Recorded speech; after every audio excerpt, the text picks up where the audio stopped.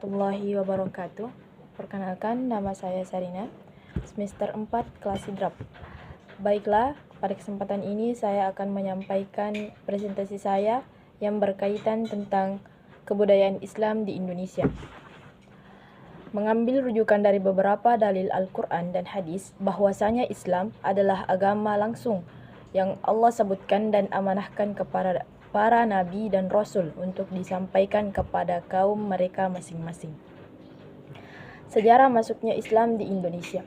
Ada 4 teori masuknya Islam ke Indonesia, yaitu teori India atau Gujarat, teori Arab atau Mekkah, teori Persia atau Iran, dan teori Cina.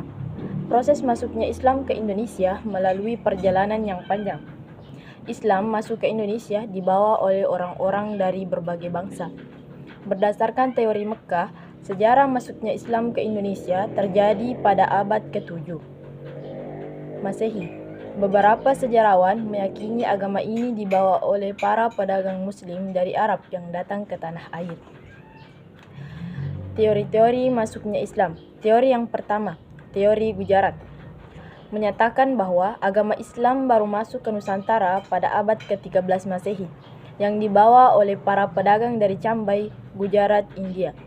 Memang, sebagian besar sejarawan asal Belanda memegang teori bahwa Islam dikembangkan dari anak benua India. Snouck-Hornge kemudian mengembangkan teori ini.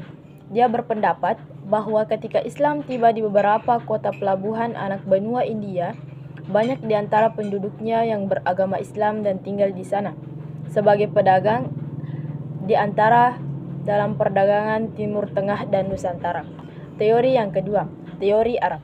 Salah satu sejarawan yang mendukung teori ini adalah Profesor Hamka. Dia menyatakan bahwa Islam sudah datang ke Indonesia pada abad pertama Hijriah, abad ke-7 sampai ke-8 Masehi. Langsung dari Arab, dengan bukti jalur perdagangan yang ramai dan bersifat internasional sudah dimulai melalui Selat Malaka, yang menghubungkan dinasti Tang di Cina, Asia Timur, Sriwijaya di Asia Tenggara, dan Bani Umayyah di Asia Barat. Menurutnya, motivasi awal kedatangan orang Arab tidak dilandasi oleh nilai-nilai ekonomi, melainkan didorong oleh motivasi spirit penyebaran agama Islam. Teori yang ketiga, teori Persia. Pencetus teori Persia ini adalah Husain Jajaningrat. Teori Persia lebih menitik beratkan tinjauannya pada aspek kebudayaan yang hidup di kalangan masyarakat Islam Indonesia yang dianggap mempunyai persamaan dengan Persia. Adanya kesamaan konsep ajaran Sufisme yang dianut Syekh Siti Jenar dengan Al-Hallaj, seorang sufi besar dari Persia. Teori yang terakhir, teori Cina. Menurut teori Cina, proses kedatangan Islam ke Indonesia, khususnya di Jawa, berasal dari para perantau Cina. Menurut teori ini, orang Cina telah berhubungan dengan masyarakat Indonesia jauh sebelum Islam dikenal di Indonesia. Pada masa Hindu-Buddha, etnis Cina atau Tiongkok telah berbaur dengan penduduk Indonesia terutama melalui kontak dagang. Teori Cina didasarkan pada sumber luar negeri atau kronik maupun lokal, babat dan hikayat. Bahkan, menurut sejumlah sumber lokal tersebut, ditulis bahwa Raja Islam pertama di Jawa, yakni Raden Fata dari Bintoro Demak, merupakan keturunan Cina. Ibunya disebutkan berasal dari Champa, Cina bagian selatan, sekarang termasuk Vietnam. Hubungan dengan kebudayaan. Seperti yang dikemukakan oleh Nasir, tahun 1954, Islam bukan kebudayaan. Islam merupakan sumber kekuatan yang mendorong munculnya suatu kebudayaan. Dan sebaliknya, kebudayaan bukan bagian dari agama samawi, melainkan kebudayaan adalah hasil ciptaan manusia.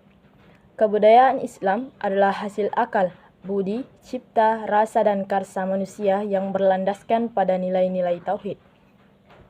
Islam sangat menghargai akal manusia untuk berkiprah dan berkembang. Perkembangan kebudayaan yang didasari dengan nilai-nilai keagamaan menunjukkan agama memiliki fungsi yang demikian jelas. Kesimpulan, kebudayaan tercipta karena adanya perilaku atau perubahan yang dilakukan oleh manusia sebagai bentuk cipta, rasa, dan karsa. Adanya kebudayaan Islam dipengaruhi oleh 4 teori, yaitu teori Gujarat, teori Arab, teori Persia, dan teori Cina.